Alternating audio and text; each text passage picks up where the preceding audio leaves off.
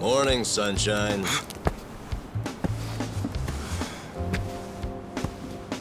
You might not have dodged a bullet, but you dodged Wednesday.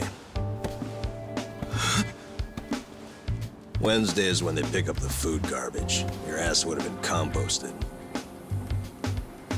Your wound's not completely healed, but the fact that you're standing means you'll be just fine. Time to go on home. Hey, man. Huh? What do you want? I've got so many questions. Where do I even start? First of all, where the hell are we? This is Ijincho. Ijincho? Ijincho. Isazaki Ijincho. In Yokohama. Don't you know Yokohama?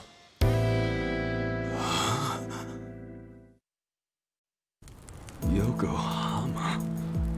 Why am I in Yokohama? Hell if I know. It's been 3 days since I found you.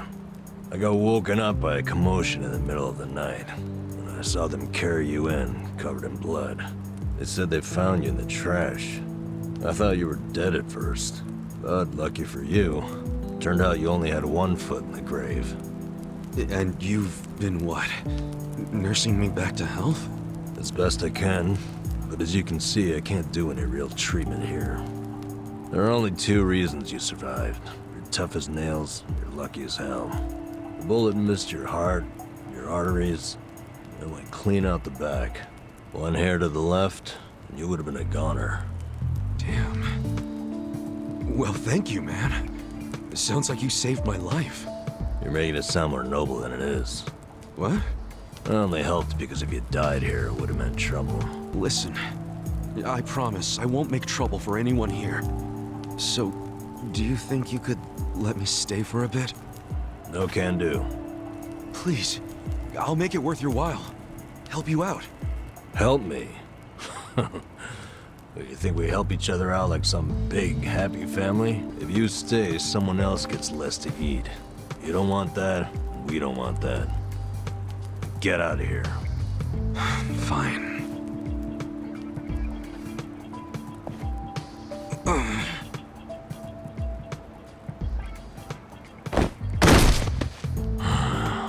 Guess I should have expected that.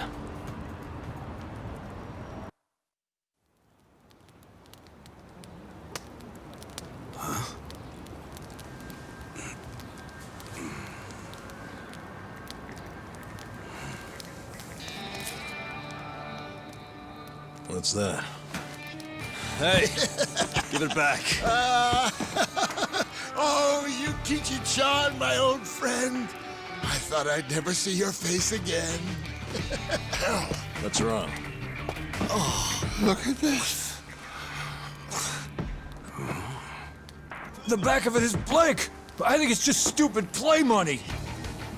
Wait, hold on. That's definitely not play money. It's counterfeit. This guy's bad news for the whole camp. We can't let him stay here. I say we kick him out. I told you, I don't know where it came from. I don't even know where I'd get a fake bill.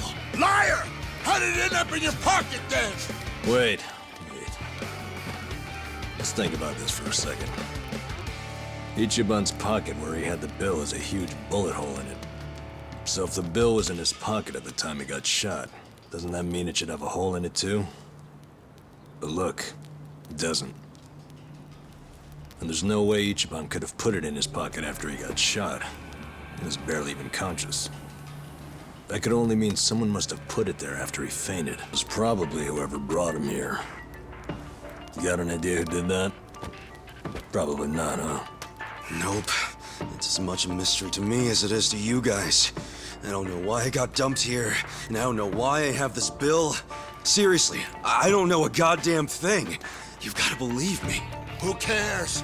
Look, we're already on thin ice here, and none of us want to give the police an excuse to raid us. So let's just get rid of that thing. Throw it away and stop causing trouble. You two are the ones making a scene. How about I bring this to the chief? Nanba-san, don't do us like that. Look, I get it, okay? I'll make you a deal. You take it easy. I won't start any more trouble. We good?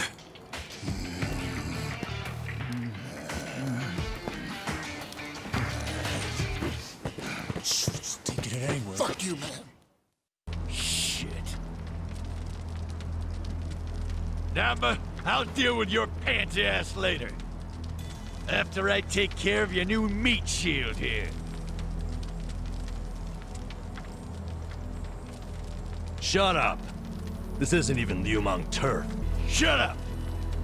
I'm letting you off easy today. Let's go. Hey, bring us something to eat next time, would ya? So here we go. The Zheng guy was from the Chinese mafia, known as the Yokohama Liumang. This over here is the Korean mafia. They go by the same name as the area they occupy, Komichu. And of course, there's the Japanese Yakuza. They're called the Seiryu clan. But to the locals, they're all known as the Ijin Three. The Ijin Three offer the town protection from outside forces, in a way. That metaphorical barrier is known as the Great Wall of Muscle. Hell of a metaphor. So, the Ijin Three work together to keep people from getting over this wall? Work together? Yeah, right. They're always at each other's throats.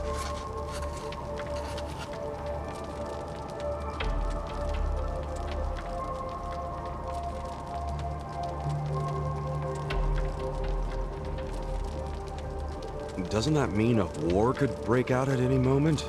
Yeah. Guess you could call this a Cold War. I get it. There's so much tension, everyone's scared to make a move. But it's amazing that there's never been a war on the inside then, isn't it?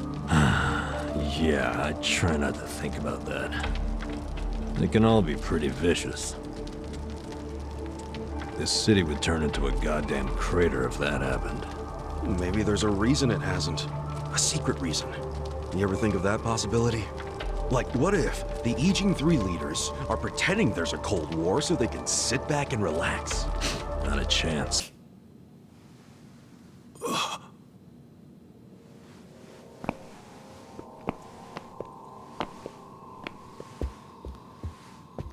Yo, Kasuga-kun. How you doing? Zhao. And...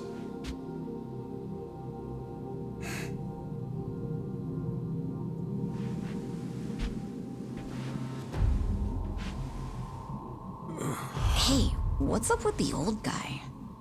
Watch it. That's Ryuhei Hoshino, the Seiryu clan chairman. What? But if he's here, then that would mean they're... yeah. The Ijin Three. All the leaders gathered in the same spot.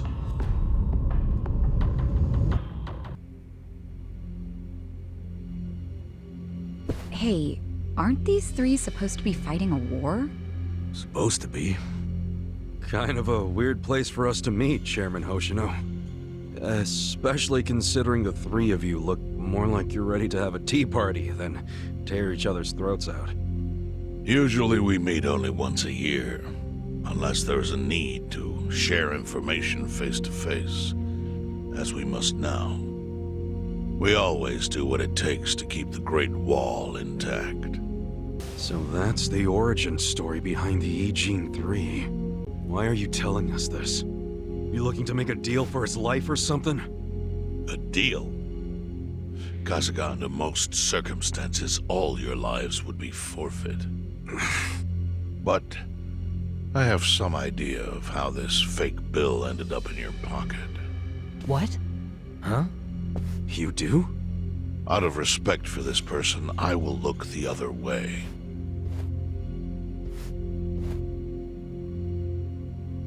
But who the hell was it?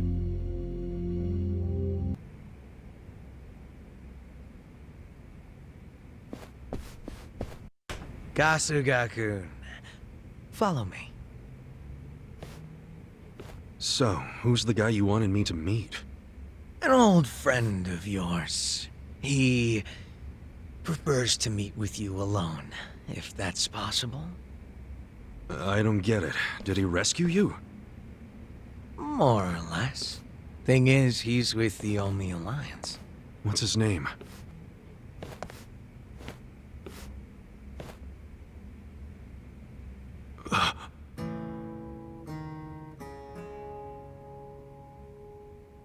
It's been a while, Aniki. Mitsu. Holy shit! Mitsu! You're okay! I don't know if okay is the right word. But I seem to be doing better than you, at least. What's going on, man?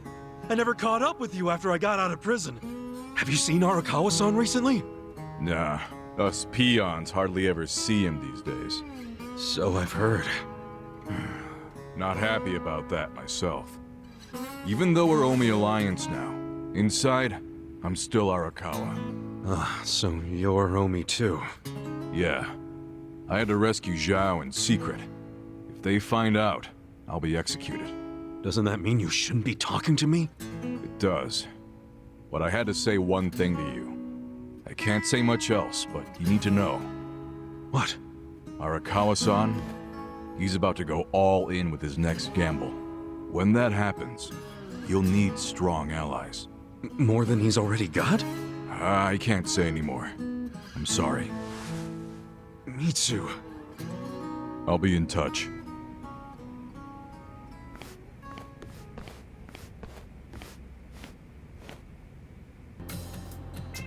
Well, you don't have to put it like that exactly.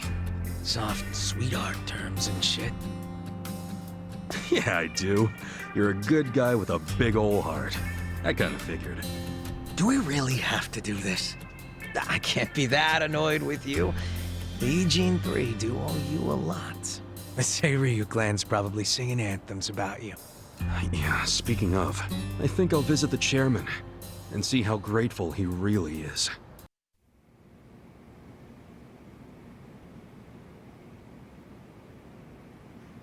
You may enter. Thank you, Chairman Hoshino. Captain Takabe said it would be okay for us to talk? I heard. And I believe I already know why you've come.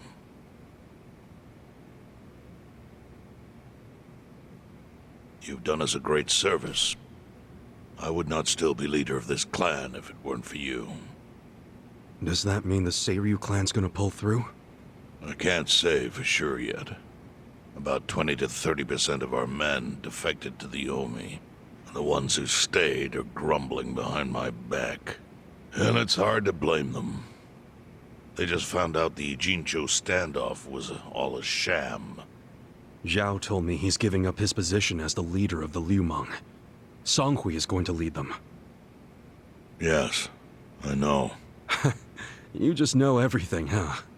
Not everything. But I'll tell you what I do know. Eventually, the Seiryu clan will succumb to the Omi Alliance.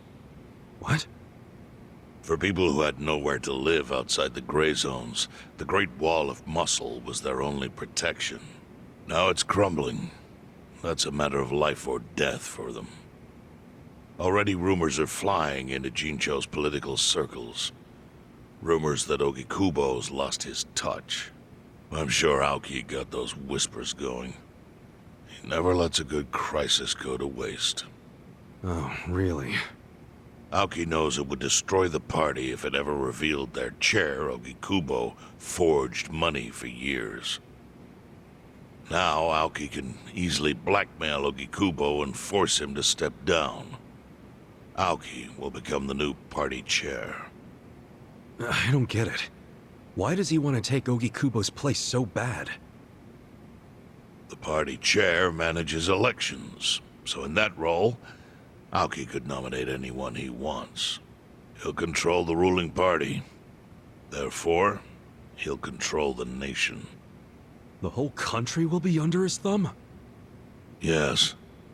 Especially if I'm right about his next move. I think he's gonna try to dissolve Parliament.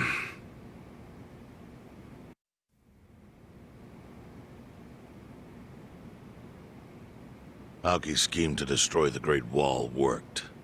Now he's got Mabuchi and the Omi at his command. So much power, vested in just one man. And it had to be Masato Arakawa.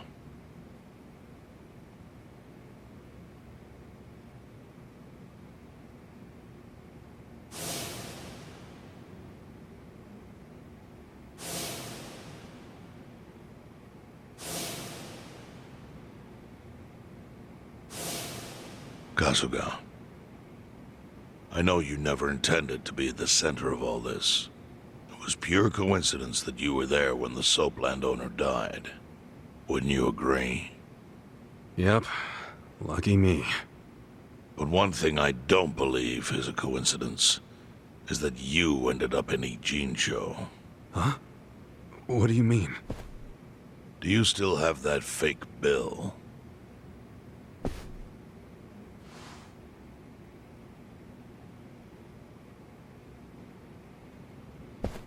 Yeah. Didn't you say you knew how it ended up on me? Yes.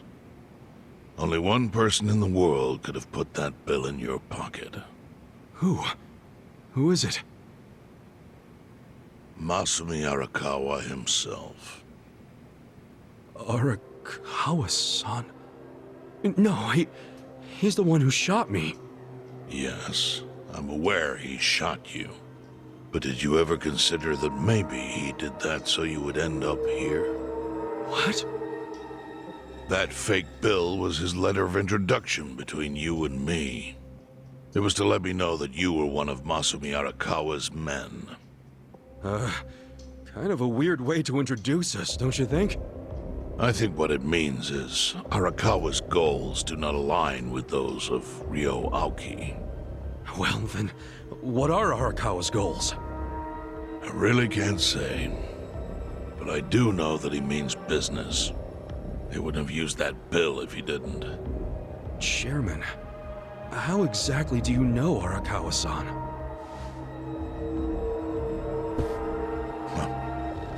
Well, that's a long story. And there's a much better place than here to tell it. Heian Tower. Heian Tower? Yes. That's where my fate intertwined with Arakawa's. He sure seems to be partial to Peking Duck. Yeah. Let's have it for lunch tomorrow. My treat. I'll make the reservation.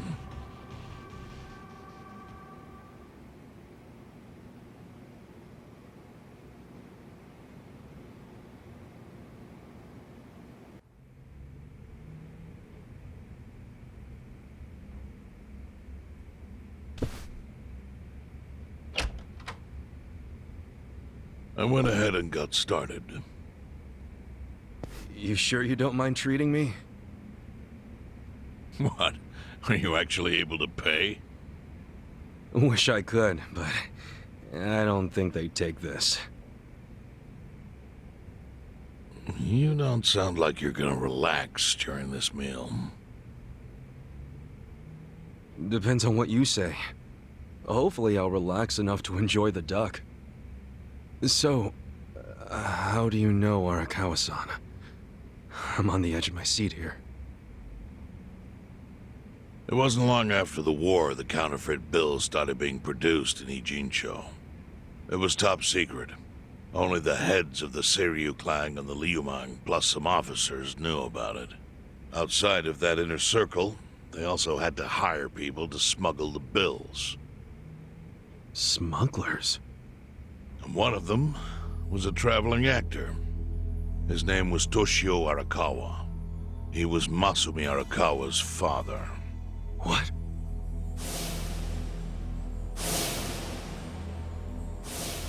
One day, he came to us saying he lost an entire suitcase filled with 100 mil in fake yen. No excuse in the world could have saved him. A mistake that grave required the Seiryu clan to make an example out of him for the other smugglers. But remember, only a few people at the top even knew about the counterfeiting. It wasn't a task they could hand to just anybody. So I, being next in line to inherit the clan, was entrusted to carry it out. So did you actually... Yes. I killed Toshio Arakawa, father of Masumi Arakawa, in this very place, 40 years ago. But I had no idea who was in the room with my target. By the time I learned it was his 14-year-old son.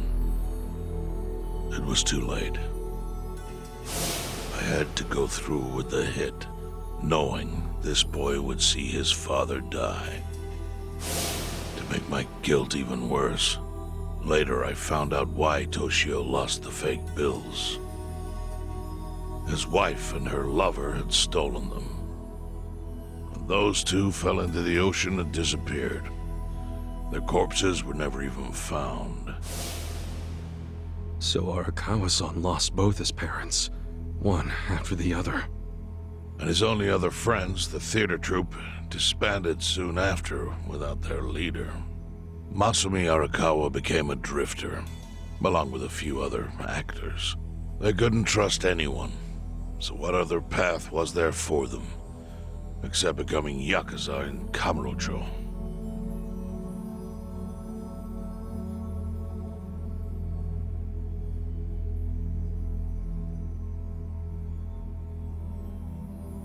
Arakawa joined a low-ranking family in the Tojo clan called the Hikawa family. Life wasn't easy for him there. They were the kind of family that took hits without thinking twice. Really? Yes. So they were always in need of ways to dispose of a body. Masumi Arakawa was tapped to help with that, and he was extremely cautious. To do it, he started coming all the way to the homeless camp in Ijincho. Really? Even though the family was based in Tokyo? Why? Well, truthfully, he wanted an excuse to come to Yokohama, because it would afford him opportunities to hunt his father's killer. I see. So Arakawa-san was using the homeless camp to dispose of bodies all the way back then. Indeed. As for his hunt, he researched Yakuza and criminals every time he was here. All he started with was a single clue. His own childhood memory of the suspicious waiter he saw here that night. Eventually, 7 years after the murder, I received an invitation to come here. He signed his invitation Masumi Arakawa. It was a bold declaration, and I knew immediately the running would be futile. So I came here, alone. I didn't even bring a bodyguard. Why the hell not? Well, to put it simply, I was prepared to die. But, I mean... In this line of work, there are no good ways to die. And I can think of worse ways to go that would not give that boy the justice he'd earned. The memory of what I'd done to him never left me, you know. It was always like a small bone stuck in my throat.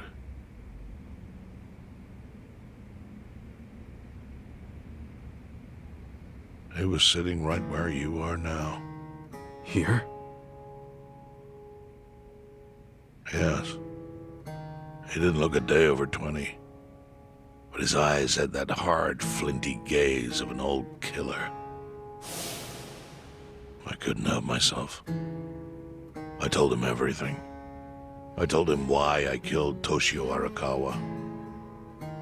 I even told him about the secret counterfeiting. I figured I was dead anyway. He had a gun in his hand, and all he had to do was pull the trigger. But he never once interrupted me. When I'd finished, he slowly stood up. I stopped him as he turned to leave. "Didn't you come here for revenge?" I asked. And? What did he say?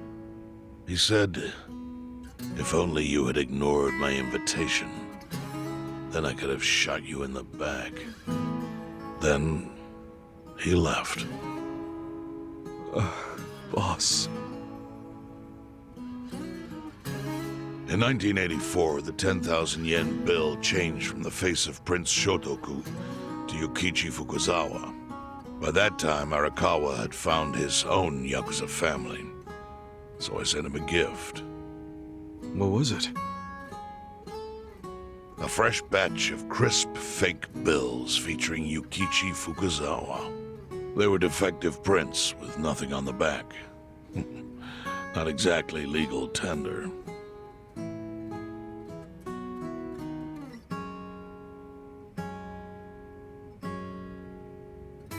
Then how was that a gift? It's hard to explain. If I had to say, it was out of gratitude. Sure, but for what? I should have died that day I met with Arakawa. It would have been right. And yet he spared me. Not only that, but he lifted a terrible weight from my chest. Furthermore, it's not an exaggeration to say the equilibrium among the Ijin Three continues to this day because of him. Wow. I owe him an unfathomable debt. And one day, I must pay it back. The defective bills were how I chose to communicate the sentiment.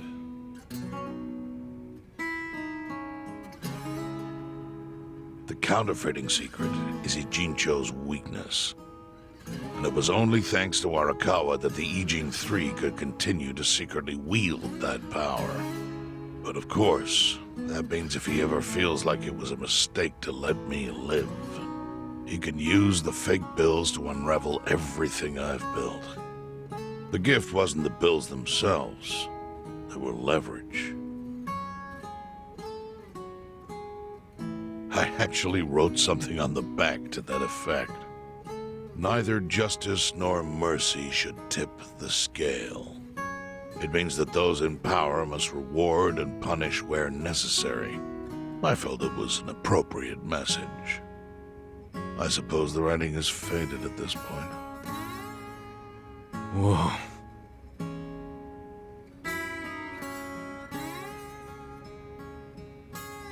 So that's the whole story. Up till this moment. But now I'm sitting across from a man holding one of those fake bills.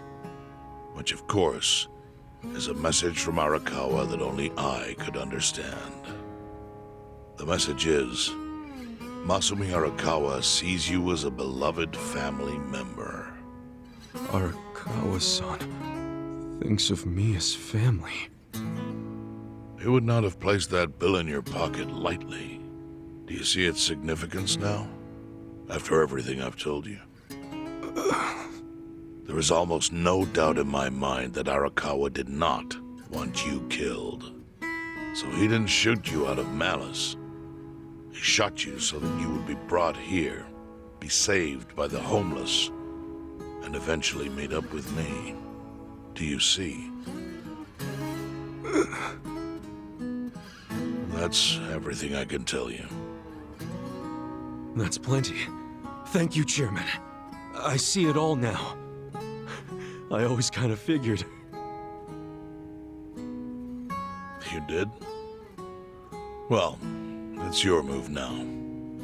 I've only told you what I know, so... It's okay. That's enough. I trust you. Well, I don't hear that often. Yeah, neither do I. Not even from my friends. But those friends are trustworthy to me. And so are you. I believe everything you said. And my faith in Arakawa-san is coming back strong. Kasuga, Yeah? are you a blood relative of Arakawa's? No, it's not like that. I see. Well, he must have been happy to have such loyalty as yours. As proud as any father, I think.